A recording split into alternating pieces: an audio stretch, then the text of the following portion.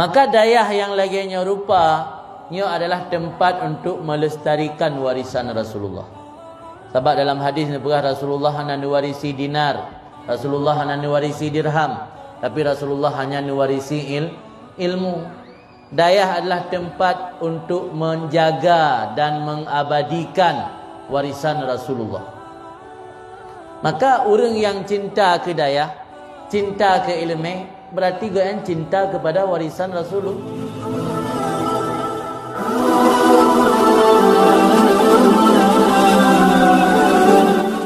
Kemudian bunuh dalam ayat yang pertama kali membaca, nani cikat li Allah bi fadlillah wa bi rahmatihi. Ilmu dan kelahiran Nabi Muhammad. Posisi antara ilmu dengan baginda Nabi adalah sebagai warisan. Ilmu di Rasulullah dan diwarisi ke sahabat, ke tabi'in, tabi'in, ke ulama-ulama sampai teruk bagi tanya orangnya. Bahkan Rasulullah mewarisi ilmu, hanya mewarisi pula ilmu. Pertama, ilmunya adalah nurun cahaya. Karena ilmunya nurun cahaya, dengan cahaya ke orang bisa membedakan teh kebenaran, teh kesesatan, teh yang bisa merugikan, teh yang bisa menguntungkan. Menyolol lampu, nada depu na batai ke, hana kan? Tam dipak, hatilu okey. Tapi gara-gara na cahaya, taturi, teh batai, teh ilmu, teh duro, sehingga hana begitu. Maka gebelah dalam kitab awalu talbis iblis, perkara pertama yang ditalbis oleh iblis. Mana talbisnya punya bahasa Aceh ipegapu, ipengut.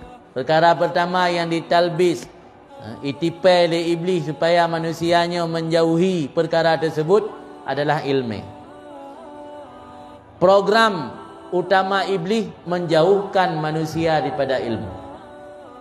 Bahkan iblis di program utama je menjauhkan manusia daripada ilmu.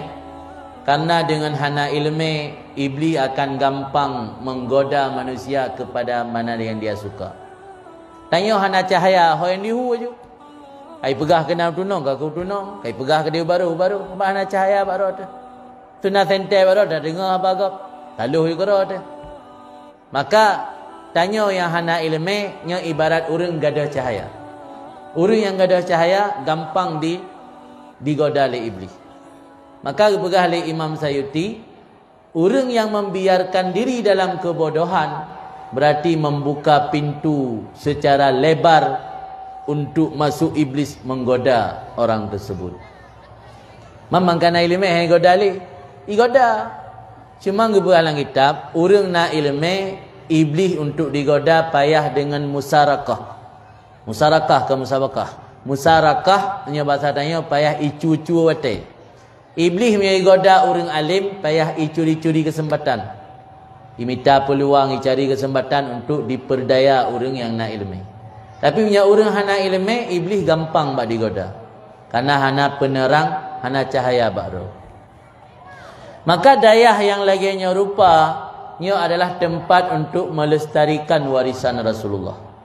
Sebab dalam hadis Rasulullah hanya mewarisi dinar, Rasulullah hanya mewarisi dirham, tapi Rasulullah hanya mewarisi ilmu. Dayah adalah tempat untuk menjaga dan mengabadikan warisan Rasulullah. Maka orang yang cinta ke dayah, cinta ke ilmu, berarti dia cinta kepada warisan Rasulullah.